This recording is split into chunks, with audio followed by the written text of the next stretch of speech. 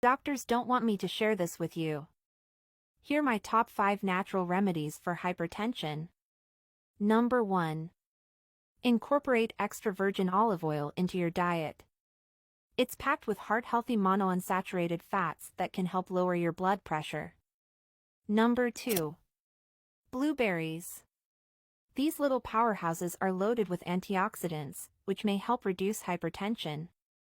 Enjoy them as a tasty snack or add them to your morning smoothies. Number 3. Freshly squeezed orange juice. It's not only delicious but also a great source of potassium. Potassium plays a crucial role in maintaining healthy blood pressure levels.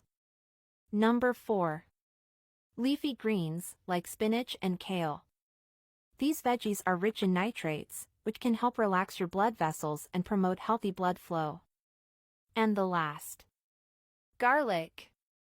It's been used for centuries for its potential health benefits, including blood pressure management. You can add minced garlic to your favorite recipes or try roasted garlic for a tasty twist. Subscribe to discover more.